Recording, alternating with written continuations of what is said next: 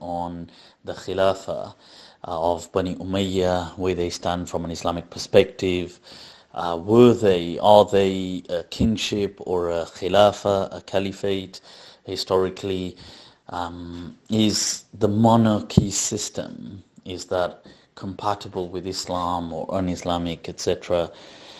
Right, okay, I mean, it's quite a bit really crammed into a question, but okay, let me explain it from my perspective. In my understanding, you see, that this whole khilaf, like first of all, Bani Umayyah or the Umayyad dynasty, they are exactly that. They are a dynasty, an empire basically. And one could say an Islamic empire, as in it's part of the Islamic heritage, if we mean by that Islamic. And they were obviously Muslim. They were obviously, imperialist in that sense, as all empires are. I'm not currently. I'm saying that as of this moment in a neutral sense, just speaking objectively. And they were Muslims, and obviously where they went, they furthered the cause. I'm not so sure that any of those empires were so religiously driven.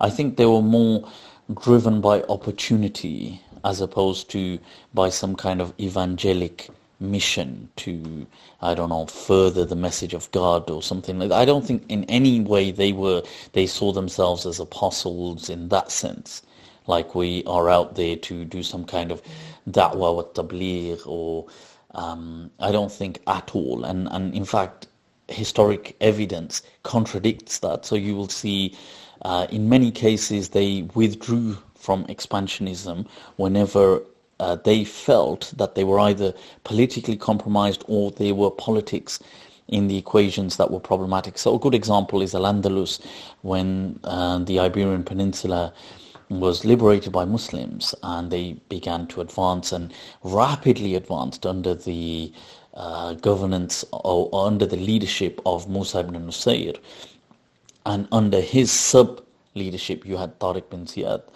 Now, as soon as they started to see the amount of ground that Musa ibn Nusayr was conquering, and how the power that he was consequently kind of wielding all of a sudden, and the rapid expansion, so just so quickly they moved through the Iberian Peninsula, through what would have been, is today Portugal, through Spain, and the way they were moving forward, there was a great chance that a huge portion of southern Europe would have just folded quite easily with the momentum they had. But the Caliph the Umayyad Caliph commands them to stop and no more expansion, and to withdraw and to come back. And this was just because of what he was being told, that, the Musa ibn Nusayr, he's wielding way too much power, he could become way too powerful, he could become a threat, and then he consequently has him executed. But the whole project there stops. He even brings the caliphs, or the Umayyad caliphs bring Tariq bin Ziyad into an inquisition as well and stuff like that. But putting all of that aside, so my point is that they were just driven like all empires, but you can call them Islamic in the sense that they are part of the Islamic civilization, if we can say Islamic like that. Like we have Islamic poetry, part of the, we have Islamic art, we have Islamic architecture, we have Islamic. None of these things are Islamic in so much as they are part and parcel of the Islamic civilization. So absolutely, and they were Muslim. I'm not denying that, and I'm sure to them faith was also valuable. I'm not saying that I don't think it was valuable to them, but they were not by any measure some kind of monks or some kind of evangelic or tablighi kind of apostles set out to take the word of God far and wide. That by any standard, that was not what they were trying to do. Neither were they trying to establish some kind of theocracy. Anything that was religious was just coincidental, or it was just something that they believed in. In fact, if anything, Bani Umayyah were very forthright about being of Arab descent, and of being not just of Arab descent, but then being Qurayshiyeen, being of Quraysh. And Bani Umayyah, this kind of tribalism and this Arab supremacy was very evident. So they really looked down upon. I mean, when I say look down upon, they wouldn't proactively, I don't know, attack non-Arabs. Like if you're a Muslim, a Persian Muslim, it's not that they're going to purposely now target you. It wasn't that kind of racism like that, in my understanding. They would just leave you alone. They weren't interested, but they would never allow you an opportunity either. So you were never open to, opportunities of grandeur. Like you could never escalate in a great scale. You could never, unless you were of pure Arab descent, and that too from Quraysh, and that too really from Bani Umayyah, or somehow associated with them. So this kind of Arab supremacy and looking down on Mawali, and looking down on, and calling all, non-Arabs generally Mawali, slaves and stuff like this. You can see this, once again, I'm not saying everybody, but you can see this through many of them. The Abbasids were a bit more removed from that because they kind of embraced the whole Persian aristocracy. And if anything, the history of the Persian Empire, the Sassanids, and even before them, the Persian Empire was an empire of grandeur, and everybody knew that. In the past, if any empire, if you were somebody who wanted to be somebody, you had to really try and take it up against the Persian Empire, because it was something. So, the Abbasids took that in. They tried to appropriate a certain amount of it. They tried to adopt their kind of administrative structures. And even before them, the Arabs did as well. But I mean, the other. You could see right from the Salaf, arguably one could say some of the methods adopted by the Sahaba were even taken from either the Persian or the Byzantine dynasties. But definitely by the time it reaches the Abbasids, a lot of the whole the whole administration, not just the administration, but the whole opulence, the style, the imperial kind of, that it became regal and royal. And because the Umayyads, the surprising thing about them is that they kept even though they became kings in their right and might, which they did, but they kept a kind of simplicity to them, because in essence they were just nomad. They weren't nomadic, but they were kind of Arabs of that very desert kind of background. Now you do see some of the later ones start to, decades and decades later, start to embrace some of the opulence that they see in rivaling kind of dynasties and kingdoms. But really this manifests itself under the Abbasids. And not the early, definitely by Harun al-Rashid and that kind of time. And so you're seeing this, let's take from these other things, let's rival them, architecture needs to be promoted. So you start to see a civilization emerges with its hallmarks. So that's definitely the Abbasids. But my point of saying this is that these all were just simply kingdoms, because with the Abbasids you're going to see shortly after the main Khulafa, you're going to have people obviously going after Harun al-Rashid and his sons. When it reaches, you've got Amin, Ma'mun, you're going to then have Mu'tasim. It's going to go to Al-Wathiq. Now, when it reaches Mutawakkil, you see, at this stage, those few years that he has is really just the beginning of the end. After him, the Caliphate is no longer, if I can call it this for a moment, the Caliphate, it's no longer representative in any sense. The scholars completely, I mean, people just, then it's just a monumental kind of figure, that's all it is. But prior to that, these people tried to hold a position which was known as commander of the believers, that they tried to at least present themselves somewhat, in some ways, parallel to a pope, except a pope that was powerful. In many ways, like one could say, like Constantine. That's how they saw themselves, like Harun al-Rashid. Um, People like Amin Ma'mun, they would have seen themselves like that. But within decades after them, it's no longer like that. It's just simple nominal kings. But that's as far as this is concerned. It's not theocratic in any sense. It's not about the... that's just all secondary. It is there. Islam is there, and they do obviously oversee certain Islamic matters because they are Muslim and the civilization is Islamic. But it's not that. It's not some kind of propagation movement. That's what I'm trying to distinguish here. In my understanding, that I don't think Islam ever came with a strict governance system, neither did it come with an objective to govern. Governing and these things were simply secondary, tertiary aspects that emerged along the way. Hence the Prophet ﷺ, even in his final moments, never clarified and chose not to clarify how people should proceed after him.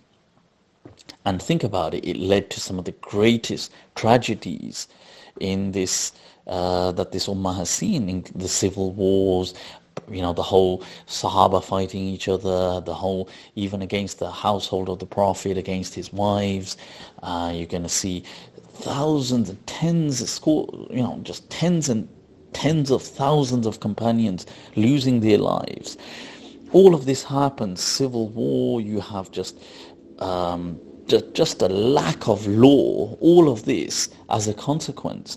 Sects emerging, the Shia sect, the Khawarij, all of these things are consequences, direct consequences of the political atmosphere at the time. So the Prophet not to address that shows that it was never really it could never have been such a fundamental factor. And you see some of the great Maliki scholars as well. They will highlight this, right? So you do get some of the scholars, like you will have a Dawoodi, for example, the great Maliki scholar who had a commentary on Bukhari and things like this. Now he will write and does write that how the way the companions, the reaction of the companions at the time, and when the Prophet had passed away and they did not have a caliph, and the fact that they thought of it and the opinions they gave, like saying, how about you have a leader amongst you, minkum amir or minna amir. These things demonstrate that there was no mandate, there was no obligation for there to be a caliph. And he writes that this, Dawoodi writes that this whole being a caliph is simply a kind of sunnah. He says that if anything, it's not an obligation within this ummah. Okay, and he's a great Maliki faqih, great Maliki scholar of his time. So this is, in my understanding, and I don't believe that, I think that this whole Khilafah thing was retrospectively recreated and it was reverse engineered. So I feel that any hadith that mentions Khilafah is actually either fabricated or it is a mistranslation, or it is something that people later on they've relayed from their memories, but having been impacted by the kind of politics of their time. So it is definitely either, I believe that they're all weak, but at best one could say that they're definitely not the words of the Prophet. Maybe this is an interpretation resulting from riwayah bil ma'na, because most of the ahadith come bil ma'na. People just, what they understood, they are just transmitting, and then the person they're transmitting it to is transmitting what he understood, not word by word verbatim oral transmissions. Why this is important? Because the Arabs never used to use the word caliph like this. Khalifa in Arabic simply means somebody that comes after. It does not mean a deputy. This deputy understanding is an Islamic born understanding. So it's an understanding born out of the Islamic civilization. Okay, so it's not, it's something that the Muslims came up with. Because the Arabs had kings. I mean, they never had many kings, but some of the tribes had kings. You know, the kings from, for example, Bani Himyar and some of these other, the famous Arab kings of the past. They had kings. They had nuqaba. They had like chieftains of tribes. They had amirs, like people who, I mean, they might translate it as prince today, but like the one who, the commander, who commanded the kind of his tribe or his people. They had Sayyid al-Qawm. They had these kind of titles.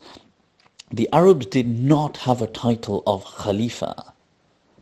So for the Prophet to be speaking about Khulafa, it doesn't make any sense, because people wouldn't have understood what he was talking about, because this was not a phenomenon in existence. So any time the word Khilafah is being used, you know that this is a later reversed projection. So people are projecting this back onto history. So hence you see when they have a debate in Daru Bani Saqifa, that where they're having a debate after the Prophet has passed away about who should be a leader, they don't use the word caliph, where they ought to be. If everybody knows that, oh, Khilafah is a religious institution that the Prophet has spoken about. We didn't used to know what this was. It was introduced to us by the Prophet, but now that he has passed, how should we have a Khalifa? Also, why are they making suggestions contrary to what the Prophet has taught? And they're saying, why don't we have multiple amirs? Why don't you have an amir from the Muhajirin? We have an amir from the Ansar. Why don't we do it like this? Why don't we? So it doesn't make any sense. The other thing is that Abu Bakr, he said, once he has been appointed, they said to him, we will call you Khalifa to Rasulullah, the person who came after the Messenger of Allah. And when it came to Umar's time, they were saying, some people were calling him Khalifa to Khalifati Rasulullah. And then that just became too lengthy, so they said, look, let's just resort to Amir al-Mu'mineen, the commander of the faithful.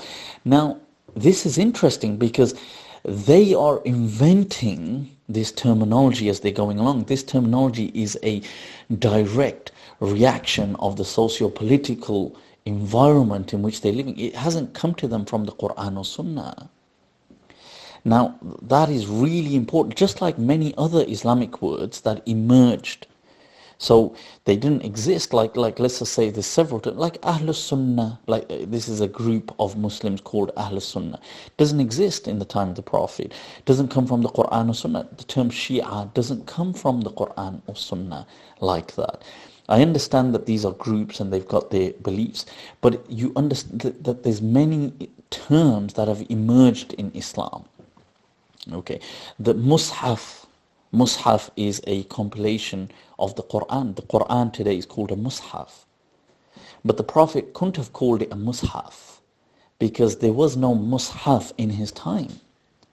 So if you were to find a hadith that the Prophet is speaking about Mus'haf, you know that hadith has got to be problematic because there was no Mus'haf in his time. So how could have he been talking about a Mus'haf? You know, it's very interesting, like when the alleged hadith that the Messiah, that Jesus Christ will descend upon the minaret, the white minaret in Damascus. Yet minarets did not exist in the Prophet's lifetime.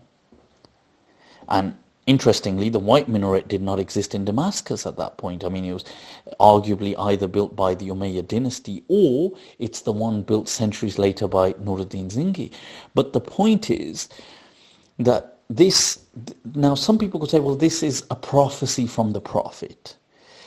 Now you could say that, but that's one way of looking at it, but it's a weak way. Why? Because then the companions ought to be questioning what it is, and then they ought to be using it. They shouldn't be introducing it. So when the Prophet has passed, they ought to say, yes, the Prophet told us about this, we know exactly what we're doing, this is, we need a Caliph, we need a Khalif. Why would they never use these words? And when they do use them, they use them as though they're introducing them, like, hey, I know, why don't we call you Khalifa to Rasulullah? They ought to be saying, we know exactly what to call you, you are the Khalifa of Rasulullah. But so, any careful look goes, examination of our history goes to show that these things, they seem to have been improvised along the way. So the early leaders Muslims began to call them khulafa. Then you start to see that there's this tradition. Obviously, the very early khulafa, like the four, they were from the core companions of the Prophet, he's kind of apostles in that way. They were never in this for that kind of opulence or dynasty or that kind of empire. And they'd never really seen that either. They came from, they were very pure, they came from very humble origins. And remember, they were of age, of seniority by the time they have leadership. So it's not like young men aspiring to something they've seen or heard of from different dynasties. After them, things change. But these people, because of their special position, and the way history emerged, they're given a special light, which they deserve. And people say, well, that's a Khilafah. These people were Khulafa. They were called Khulafa by Muslims in their day and age. And this is the Khilafah Rashida. And then all of a sudden, it's interesting, hadiths start to emerge about Khilafah Rashida, which is very interesting, which perfectly coincide with dates. I mean, that's just convenient, all too convenient. That the kingship will begin after 30 years, and this will begin, and that will begin.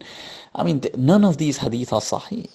That there will be 12 khulafa from after me, the Prophet saying this, and which is nothing but a hadith in Bukhari, which is a perfect, just hadith fabricated by Bani Umayyah to just support and just justify their existence.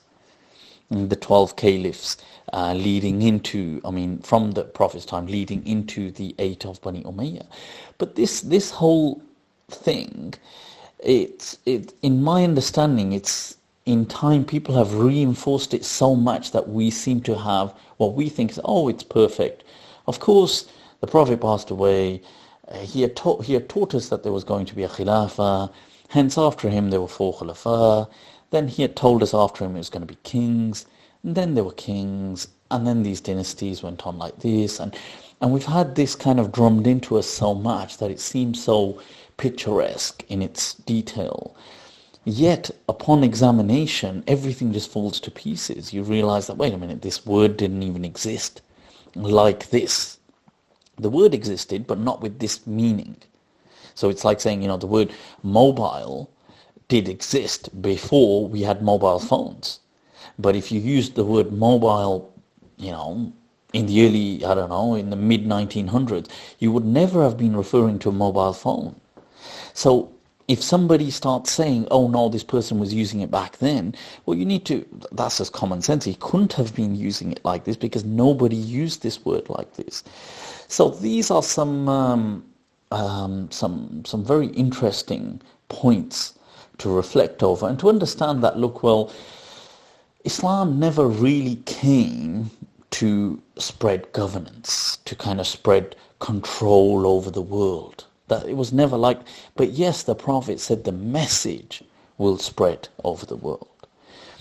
And the Prophets were never sent as kings. In fact, the Quran says something interesting, that إِنَّ الْمُلُوكَ إِذَا دَخَلُوا قَرْيَةً أَفْسَدُوهَا.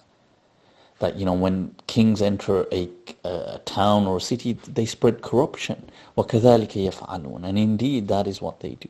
So, prophets were sent simply as messengers and prophets. Their whole purpose was to connect people, mankind, to its creator, to have that connection. That's what's important.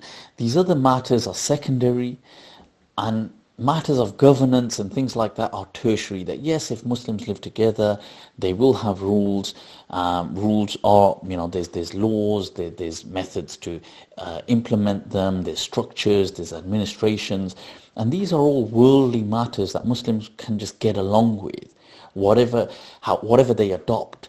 If they choose to adopt the tribal kind of systems that the early Arabs and the early Salaf did, then that's fine. If they choose to adopt the administrative structures and the bureaucracy of the Persian Sassanid Empire, then that's fine. If they choose to later on adopt from the Turks, and whether it's going to be from the Mongols or the Seljuks, then that's fine. It's not really, these things were never, they're just simply a means to an end. I hope that's of some help and it sheds some clarity on the matter, inshallah. With that, take care, stay blessed. Over and out.